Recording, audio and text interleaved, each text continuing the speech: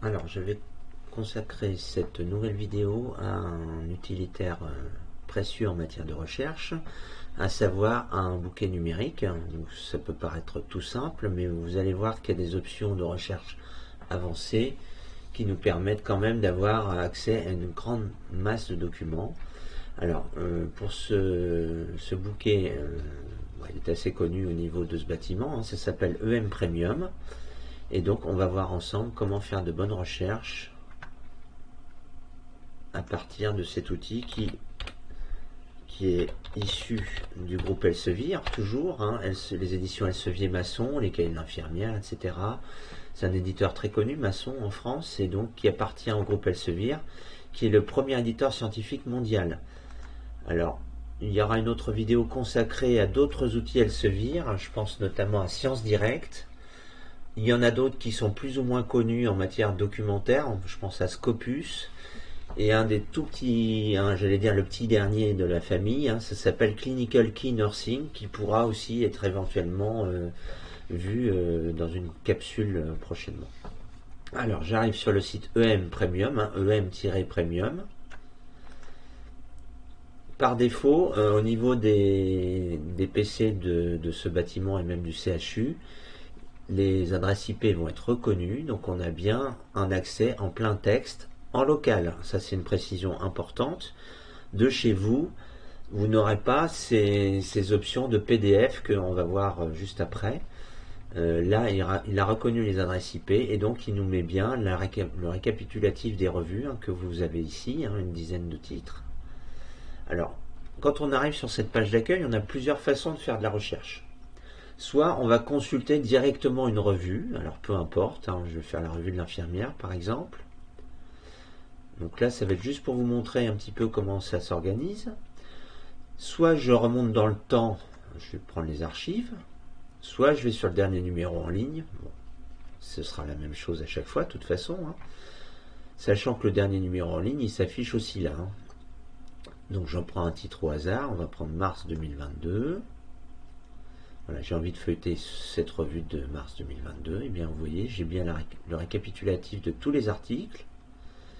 Et à chaque fois que je vais cliquer sur un article, j'ai bien sur la gauche accès au texte PDF. Donc il n'y a aucun souci, puisqu'on est bien reconnu sur le site du CHU. Donc voilà. Première option, je feuillette une revue comme ça. Alors là, je vais en profiter, je vais prendre un titre au hasard. On va prendre celui-là justement. Je vais faire CTRL-C. Voilà, c'est le deuxième cas de figure en fait. Imaginons, j'ai une référence, je sais que mon article est dans Revue de l'infirmière de mars 2022. J'ai pas envie de feuilleter la revue, de piocher un petit peu comme ça. Je vais aller directement dans ma zone de recherche, il n'y a pas de souci. Et là, je vais prendre l'article qui m'intéresse. Voilà. Est-ce que c'est bien dedans? Bien sûr. Il apparaît bien en premier. Et là, même chose, on arrive au même résultat avec le PDF. Voilà. Donc, soit j'ai un titre d'article, je le rentre dans la zone de recherche là-haut, soit je feuillette la revue en entier. Troisième option, qui peut-être est la plus intéressante en matière de recherche, c'est de faire une recherche plus globale à partir d'un thème. C'est un peu ce qu'on voit quel que soit le support, que ce soit les moteurs académiques, la base de données Kentika, etc. On va aller donc sur Recherche avancée en haut à droite.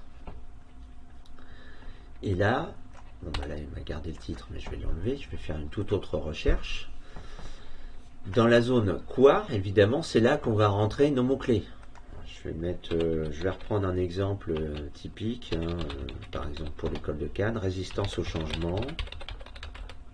Puis je vais ajouter peut-être management. J'essaye ces mots-clés-là. Deuxième zone, quand, évidemment, là on peut filtrer sur les dates de parution. Moi je vais laisser par défaut. Troisième emplacement, le plus important, c'est le où. Vous voyez qu'il y a deux options. Soit je cherche dans un produit ou dans mes abonnements. Alors dans un produit, je peux cibler un titre de revue. Alors vous voyez, il y en a des centaines. Un ouvrage. Mais moi, ça va peut-être polluer mes résultats parce que là, je n'ai pas l'abonnement. Si vous voulez, on n'a pas payé pour avoir les PDF de toutes ces revues-là. Nous, on va rester dans nos abonnements, ici. J'ai bien le récapitulatif de tous les titres qui vont être interrogés par rapport à mes mots-clés. Donc j'ai plus qu'à lancer ma recherche. Et vous voyez, sur un thème qui n'est pas forcément évident, résistance au changement, management, j'ai interrogé les revues en question, 7000 résultats, qui sont censés être classés par pertinence. Alors ça, c'est assez complexe. Je ne peux pas garantir qu'on va tomber pile poil vers le thème attendu, mais en principe, dans les premières pages de résultats, on va vraiment avoir des choses qui correspondent à nos besoins. Et vous voyez, à chaque fois, j'ai bien une revue pour laquelle le CDI est abonné.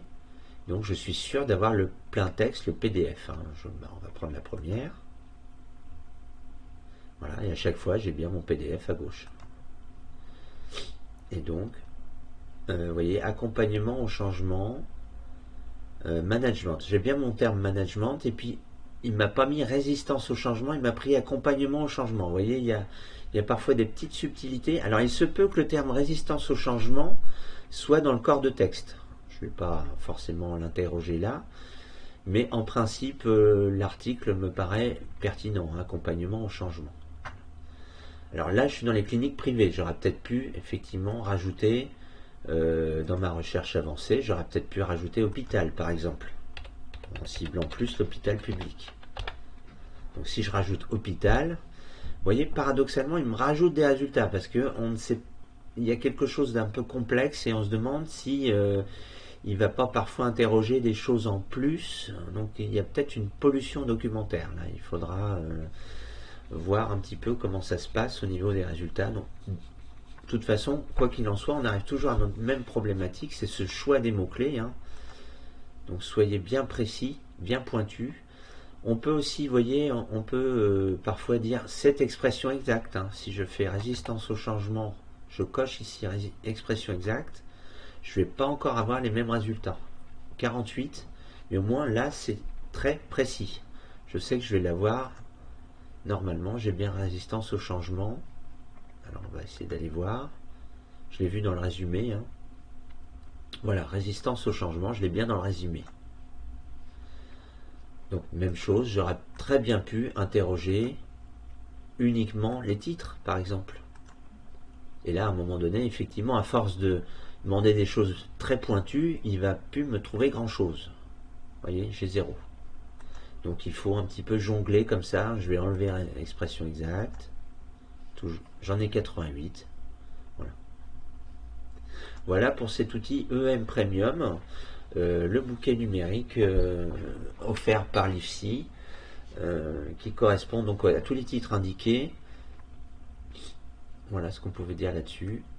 Parce qu'évidemment, à un moment donné, on ne pouvait pas démultiplier les abonnements papier et on est passé à ces abonnements numériques afin que chacune puisse accéder à des titres phares, entre guillemets, les titres les plus importants du CDI, qui sont un peu résumés là. Alors, sans faire offense, évidemment, à d'autres écoles. Dans un monde idéal, on aimerait pouvoir rajouter des revues de kiné, des revues de Interbloc, toujours du groupe Elsevier, etc. Des revues de sage-femme, et ainsi de suite. Le groupe Elsevier dispose de plus de 3000 revues, donc on ne peut pas être abonné à tout. Peut-être que dans un futur proche, on rajoutera d'autres titres à ce niveau-là. Sinon, il y a d'autres options toujours pour accéder aux titres du groupe Elsevier Masson, via Clinical Key Nursing notamment, et Sciences Direct, qui vont faire l'objet d'un autre support vidéo. Voilà, je vous remercie pour votre attention.